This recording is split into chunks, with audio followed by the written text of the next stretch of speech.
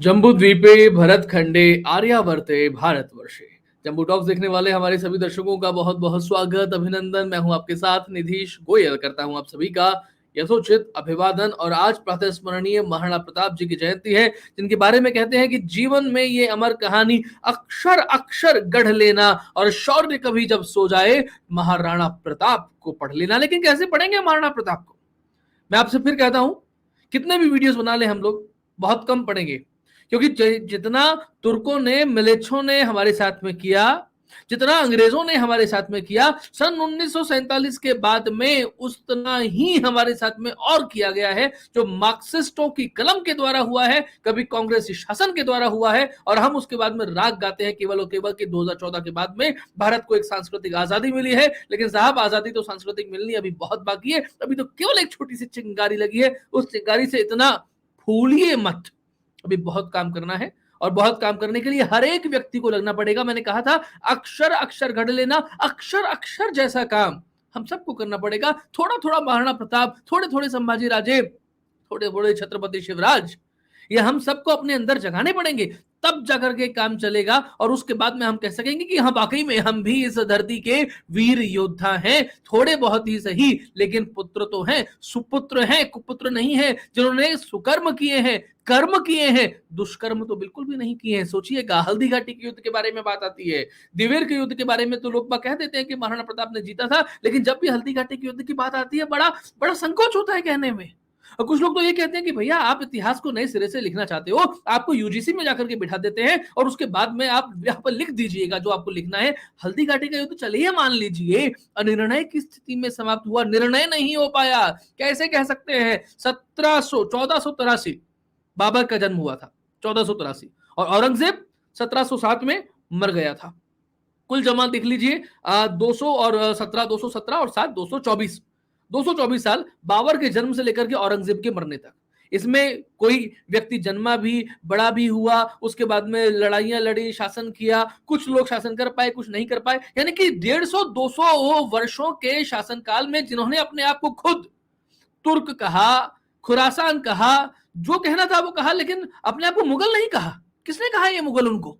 किसने कहने लगा? 1947 के बाद में अंग्रेजों के शासन के द्वारा जो पोषित लोग थे, जिन्हें जिन्हें विक्टोरिया क्रॉस दिया जाता था, जिन्हें नाइटहुड की उपाधियां दी जाती थी, जिन्हें सर कहा जाता था, उन लोगों के मंडल ने जब इस तरीके की चीजें लिखनी शुरू करी, तब हमें यह कह के बताया जाने लगा कि भैया, शत्रु तो परम प्रतापी था, महाप्रतापी था। उसने आपके साथ में बहुत सारा कहा, आपको इधर से काटा, आपको उधर से काटा, आप छिपते रहे, फिरते रहे, मारे मारे फिरते रहे, और आप कष्ट सहते रहे, क्योंकि आप तो हिंदू थे, आप तो कष्ट सहने के आदी थे। आपके पास थोड़ी सी सेना थी, और थोड़ी सी सेना के साथ में क्या जवानी के साथ में, जोश के साथ में आप लड़ने चले जाते थे। जब महाराणा प्रताप के साथ में पहला युद्ध हुआ था ना, हल्दी घाटी का, उससे पहले अकबर ने 4 संधियों की कोशिश की थी। कभी टोडरमल को भेजा, कभी भगवान सिंह जी को भेजा, कभी मान सिंह को भेजा।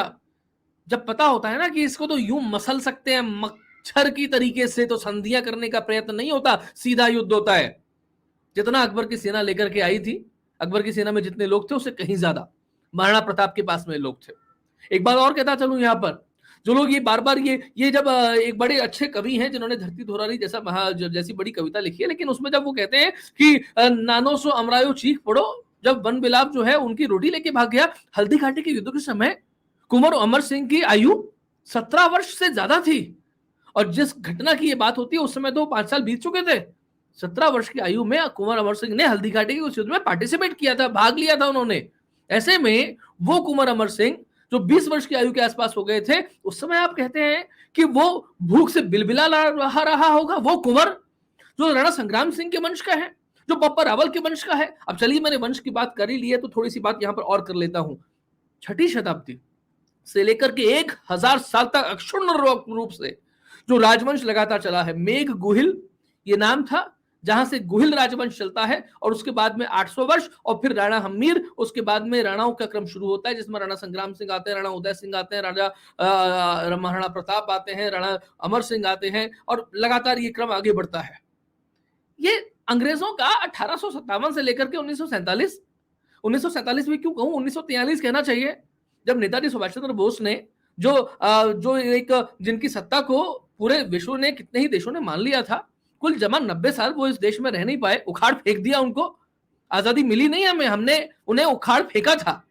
90 साल उनके, 150-200 साल मुगलों के, वो भी आगरा पति को आप दिल्ली पति बता देते हैं, दिल्ली पति को आप हिंदुस्तान का सुल्तान बता देते हैं। अरे साहब, बाबरनामा में बाबर की हिम्मत नहीं हुई अपने आप को दिल्ली का सुल्तान के, अपने आप को भारत का सुल्तान कहने की। औरंगजेब के अलावा कोई ढंग से कह नहीं पाया। अबुल फजल को पढ़ लीजिए, अब बदायूनी को पढ़ लीजिए, मैं बताता हूं आपको। बदायूनी ये लिखता है, आसफ खान कहता है उस युद्ध में जहां पर एक तरफ राजपूत सैनिक लड़ रहे थे मानसिंह की तरफ से, और एक तरफ राजपूत सैनिक लड़ रहे थे हल्दी घाटी में के युद्ध में महाराणा प्रताप की तरफ से, तब वो आसफ खान कहता है, जो अकबर का सेनापति हुआ करता था, और बदायूनी ये लिखता है, कोट करता है कि मरेगा तो काफिर ही, कैसे पहचानेंगे, कोई दिक्कत नहीं है, चाहे इधर का राजपूत मरे या उधर का राजपूत मरे, मरेगा तो हिंदू ही, हमें तो फायदा ही फायदा है। उसके साथ साथ में ये अबुल फजल, आप वहां पर सब कुछ लिखा है, अल्टीमेटली पूरे तरीके से लिखा है। महाराणा प्रताप रणनीति जानते थे। उस युद्ध के बाद में जो लोग कहते हैं कि साहब गोगुंदा में अकबर की सेना जो है वो चली गई थी, अजी साहब महाराणा प्रताप रणनीति जानते थे। वो रघुवंश से आते हैं, भगवान श्री राम के पुत्र, कुश की सीधी डायनेस्टी में वो आते हैं, उनके वंश को संभाल रहे हैं। तो ऐसे में वो जानते थे अच्छे तरीके से कि गोगुंदा के किले को खाली कर दिया जाए, वहां पर उनकी सेना जो है, अकबर की सेना, मानसिंह जो है वो पटक दिया जाए। आधी सेना अकबर की हैजे से, कोलरा से मर गई थी खप करके, वहां पर साइड में नाकाबंदी कर दी गई, निकल नहीं पाए बाहर, बड़ी मुश्किल से वहां से भेजा बदायूनी के हाथों ये पत्र कि भैया राम प्रसाद नाम का हाथी हमारे कब्जे में है, और इस कब्जे में हाथी जो है उसको भेजा सिंबॉलिक तौर पे कि भाई हमने जीता है। अगर जीता होता ना तो अकबर मानसिंह और अफजल खान की ड्योढ़ी बंद नहीं कर देता। पब्लिक एक्नॉलेजमेंट ऑफ डिफीट, यानी कि हार को सार्वजनिक रूप से स्वीकार करना। अगर ऐसा कुछ होता, अकबर जीता होता, राजा मानसिंह जीते होता, तो महाराणा प्रताप हारे होते, मेवाड़ में लूटपाट हुई होती, क्योंकि इनका तो काम था जहां पे जाते हैं लूटपाट होना। कोई मेवाड़ में लूटपाट नहीं हुई किसी तरीके से, ड्यूटी बंद कर दी गई, उनको कोई मनसबदारी दी जाती है, बढ़िया सामंती दी जाती है, ऐसा कुछ नहीं हुआ।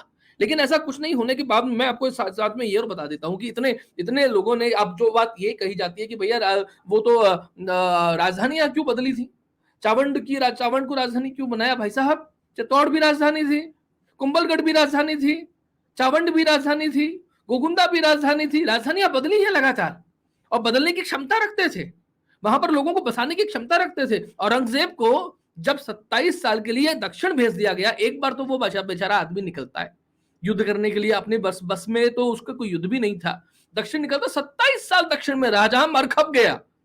27 साल में भी वो आदमी कोई नगर नहीं बसा सका। हमारे लोगों के पास में कितने कितने नगर हैं, और ऐसे में हम लोग कहते हैं कि अकबर, शाहजहां, जहांगीर, खुर्रम, औरंगजेब, इनके नाम से हम लोग कांपते हैं, और उनके नाम से हम लोग ये सोचते हैं कि इनके ही हिसाब से इतिहास की बात की जाएगी।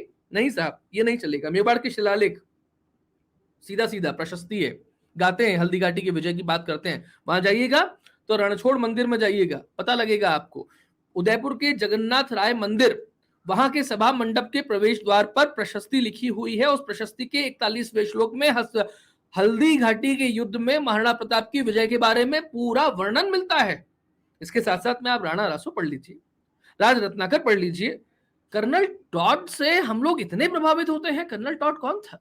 उस समय की कर्नल, अंग्रेजों के समय के, और हम लोग ये सोचते हैं कि कर्नल टॉड ने जो लिखा वो महासत्य है, और हमारे लोगों ने जो सत्य लिखा वो अप्रामाणिक है। किस तरीके से? डॉक्टर देव कोठारी को पढ़िए, वो उदयपुर के ही हैं, वहीं के, जो जिन्होंने कंटेम्प्रेरी लिखा है उन लोगों को पढ़िए आप, और कुछ नहीं तो अबुल फजल को पढ़ लीजिए, बदायूनी को पढ़ लीजिए। लेकिन हमें केवल और केवल इतना समझा दिया गया है 1947 के बाद में, और समझाया कैसे गया है उसका एक छोटा सा उदाहरण बताता हूं कि जब नेहरूवादी शासन एयर इंडिया की लॉन्चिंग करता है तो भारत के राजा को दरबारी के तौर पे, वेटर के तौर पे दिखाया जाता है उसके लोगों में। यानी कि भारत के राजाओं के प्रति उनके मन में कितनी कुंठा थी, ये कुंठा एयर इंडिया के उस लोगों में साफ साफ दिखती है, जब भारत के एक राजा शैली के व्यक्ति को वेटर के तौर पे दिखाया जाता है। भारत का राजा राजा है, महाराजा है। जब वो चलता है तो लोग कहते हैं कि देखो कोई महाराज आ रहे हैं। ऐसे में हम कितना भी कुछ कह लें वो कम पड़ेगा। भारत के इतिहास में बहुत सारी ऐसी कहानियां, बहुत सारी ऐसी बातें हैं जो हमें लिखनी पड़ेंगी, वापस से लिखनी पड़ेंगी, उनके बारे में अध्ययन करना पड़ेगा, लोगों को बताना पड़ेगा और ताल ठोक के बताना पड़ेगा। अनिर्णय की स्थिति में हल्दी घाटी का युद्ध समाप्त नहीं हुआ था। कोई अनिर्णय नहीं है। महाराणा प्रताप शुद्ध रूप से हल्दी घाटी के रूप में विजय हुए थे और इवन 1586 के बाद में जब चावंड की राजधानी बनती है, उसके बाद तो उन्होंने किस तरीके से उस नगर को बसाया है, किस तरीके से वहां पर उन्होंने जैन मुनियों का सत्कार किया है, किस तरीके से वहां पर उन्होंने, जिस तरीके से अकबर के दरबार के नवरत्नों की बात आती है, कभी आप पढ़िएगा, आपको मालूम चलेगा कि मेवाड़ में, वह चावंड में महाराणा प्रताप के दरबार में कितने लोग हुआ करते थे, कितने लोगों का आश्रय मिला करता था। ये सब कुछ आपको यहाँ मेवाड़ में मिलता है, अकबर में नहीं मिलता, औरंगजेब में नहीं मिलता, बाबर में नहीं मिलता, शाहजहां, खुर्रम और ये जहांगीर में नहीं मिलता, अलाउद्दीन खिलजी में नहीं मिलता, कुतुबुद्दीन ऐबक में नहीं मिलता। ये आपको यहाँ मिलता है। लेकिन यहाँ लाने के लिए, यहाँ करने के लिए अपने आप को गौरव करना पड़ेगा, अभिमान करना पड़ेगा, अपने लोगों पर घमंड करना पड़ेगा और वो घमंड हमें आगे लेकर के जाएगा। आज के कार्यक्रम में इतना ही। एक बार फिर से आप सभी को महाराणा प्रताप जयंती की बहुत बहुत शुभकामनाएं। एक बार फिर कहूंगा कि जीवन में ये अमर कहानी अक्षर अक्षर गढ़ लेना, शौर्य कभी कम पड़ जाए सो जाए तो महाराणा प्रताप को पढ़ लेना। चैनल को सब्सक्राइब करें, वीडियो को लाइक और शेयर करें, हमारी बात को आगे बढ़ाएं। इतना ही आपसे चाहते हैं। नमस्ते, जय मेवाड़।